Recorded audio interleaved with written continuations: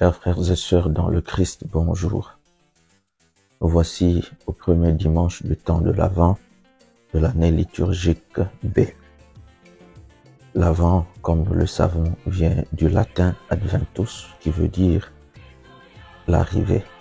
C'est une période de 4 semaines qui nous prépare à l'arrivée de notre Seigneur Jésus-Christ, Emmanuel.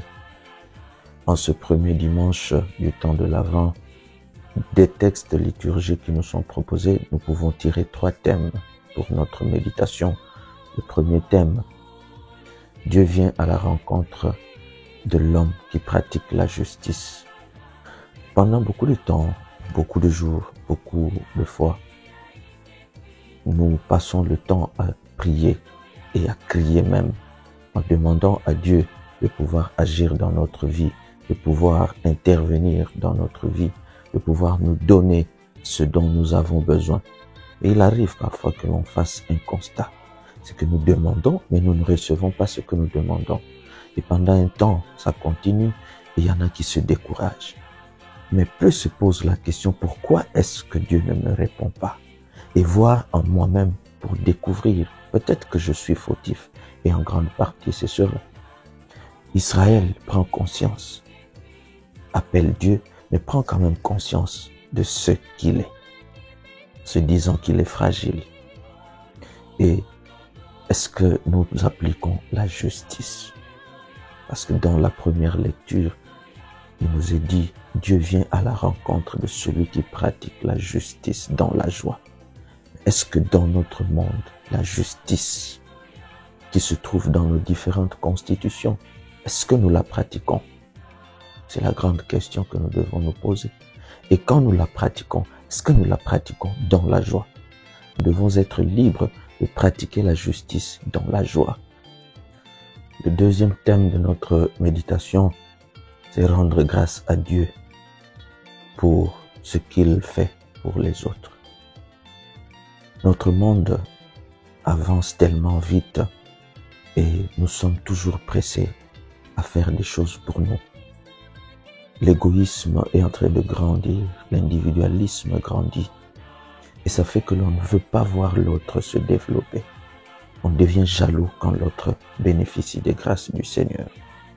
Mais Saint Paul ne nous montre pas cette façon de voir et de vivre. Dans sa première lettre aux Corinthiens, Saint Paul rend grâce à Dieu pour les grâces reçues par les Corinthiens. Mais est-ce que nous, qui sommes chrétiens, nous rendons grâce à Dieu pour tout ce qu'il accomplit pour les autres, qui sont nos frères, qui sont nos sœurs? Je crois que non. Et beaucoup deviennent très jaloux quand ils trouvent qu'il y en a qui reçoivent des grâces du Seigneur. Ils sont jaloux. Et qu'est-ce qu'ils décident? Éliminer l'autre pour que cette grâce-là me revienne. Non. Nous demandons tous au Seigneur, mais le Seigneur répond à chacun à son moment, à son temps.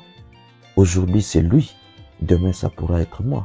Quand l'autre bénéficie des grâces du Seigneur, il reçoit du Seigneur ce qu'il a demandé, je dois être content, me réjouir avec lui, rendre grâce à Dieu pour ce qu'il a obtenu du Seigneur.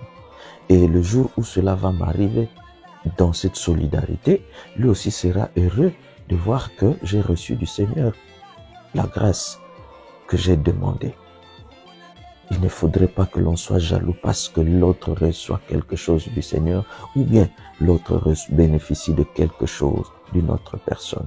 Je deviens jaloux. Non, je dois rendre grâce à Dieu pour ce que l'autre vient d'avoir, vient d'obtenir du Seigneur ou bien d'une autre personne. Le troisième thème de notre méditation, veiller et prier. Nous disons que nous sommes des pèlerins sur cette terre. Évidemment, c'est vrai. Mais un pèlerin qui sait qu'il est en pèlerinage quelque part, il reste toujours vigilant. Parce que d'un moment à l'autre, le bus ou le moyen de transport qui les a amenés pourrait arriver pour les ramener à leur endroit habituel. Il doit donc être souple. Il ne doit pas s'écarter des autres. Il doit être avec les autres. Être concentré dans ce qu'il fait pour que le moment venu, il s'embarque avec les autres pour rentrer à son lieu de vie habituel. Mais est-ce que nous veillons de cette façon-là? Nous sommes des pèlerins, nous savons. Ça signifie que nous allons rentrer un jour là où nous devons être, là où nous devons nous installer, là où nous devons vivre pour toujours. Nous sommes des pèlerins sur cette terre.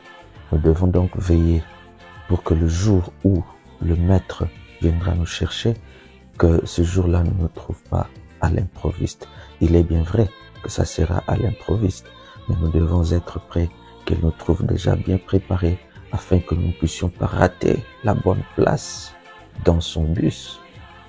Loué soit Jésus-Christ.